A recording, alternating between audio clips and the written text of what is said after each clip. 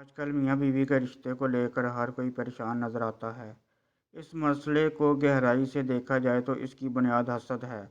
عام طور پر خواتین اپنے شوہروں کے معاملے میں بہت پوسیسو ہو جاتی ہیں۔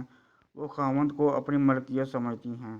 وہ چاہتی ہیں کہ خاوند بس ان کا بن کر رہے، اپنے ماں باپ بہن بھائیوں کو کم سے کم وقت دے، ان پر خرچ نہ کرے۔ بعض خواتین تو اس قدر خود غرض ہو جاتی ہیں کہ وہ شوہر کے پیار، مال، وقت، توجہ کو صرف اپنے تک محدود کرنا چاہتی ہیں۔ وہ اس بات کو بھول جاتی ہیں کہ ان کا خاوند کسی کا بیٹا، کسی کا بھائی، کسی کا چاچو ماموں بھی ہے۔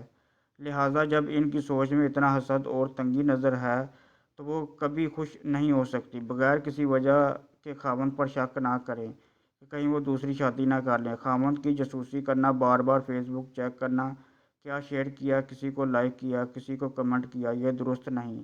اس سے آپ بغیر کسی وجہ کے خود کو تکلیف میں ڈالتی ہیں، کیونکہ فیس بک پر لوگ جو نظر آتے ہیں ویسے ہوتے نہیں، اور جو ہوتے ہیں وہ دکھاتے نہیں۔ اگر آپ کو لگتا ہے کہ آپ کا اپنا شوہر سے تعلق اچھا نہیں، یا آپ ان کو وقت نہیں دے رہے، یا آپ کو لگتا ہے کہ آپ پیاری نہیں، تو آپ پہلے خود اپنے اندر اعتماد پیدا کریں، مثبت سوچیں، اور اگر آپ سے کوئی کمی کوتاہی ہو گئی ہو تو اس کا ازالہ کریں۔ اگر آپ کو خاوند کے حوالے سے کچھ خدشات لاحق ہو گئے ہیں تو آپ بغیر لڑائی اور طنز کے بڑی محبت سے ان کے ساتھ بات کریں، کیونکہ صرف وہی آپ کو مطمئن کر سکتے ہیں۔